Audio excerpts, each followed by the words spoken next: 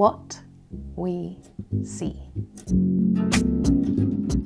If my house was on fire and I had to collect the things that mean the most to me, I would start with my, I have a blue crystal, which I was given to by a friend of mine called Emeli, and it is to enable your throat chakra.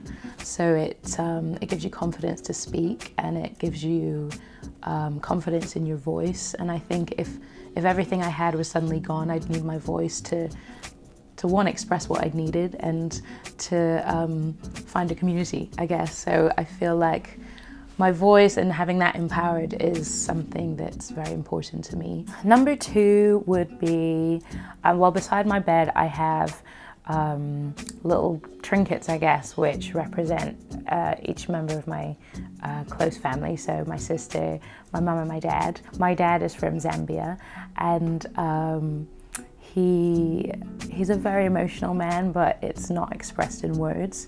So one day we were on the beach together, and he just gave me this pebble, and I really understood how much it meant to him to give that to me. And I don't know, both my parents are from working class backgrounds, and having just how important work is and how much you shouldn't put too much value in things, but if they're given as a gift, you should hold them very precious. So for me, that represents my dad's personality, and my mum is a little angel, because, you know, she's just done incredibly angelic things for myself and my sisters. So it reminds me of her kind spirit. And my sister is a little white angel, and, you know, she has the same qualities as my mum, and it just reminds me how lucky I am to have them and how special they are as people. So I take the pebble and the angels, and then I'd always have my family beside me. I have a scan of my goddaughter, and I have it up next to my bed on the right. And it's the first time I'd really been around, you know, a close friend of mine was pregnant, and it's the first time I'd ever been around pregnancy and being there from the beginning and seeing what mothers go through in those 9 months. And you know, because we're so close, it was, you know, the thoughts and the emotions and what's really going through a woman's mind is so fascinating and so inspiring. And just, you know, now my goddaughter's 3, so just, you know, the miracle of life. And looking at that picture this morning, I thought, God, she was a picture to us, and it just reminds me of that journey, the sacrifice mothers make, and also how much I love my goddaughter. And yeah, I would definitely take that. So I think maybe 4 years ago, I was invited to the White House to sing for the Obamas, and it was to give Carole King an award on songwriting. She was the first woman to have won that award.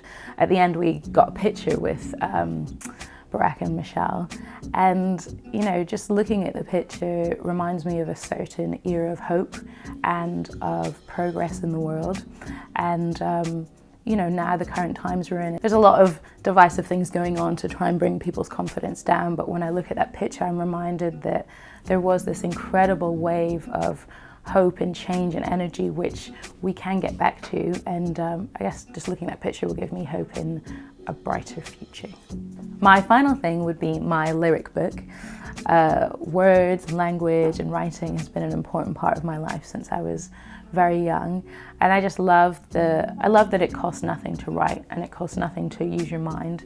So just with a piece of paper and a pencil, you really can change the world with what you're doing. When I look at something like Read All About It lyrics, which I was just writing with my sister in my kitchen, and we were having discussions on what our perception of the world, and then to then go to places like to Zambia and people know those lyrics, or to Serbia, and to see people sing it back with such passion, it just reminds me of the importance of words and our responsibility to use them wisely.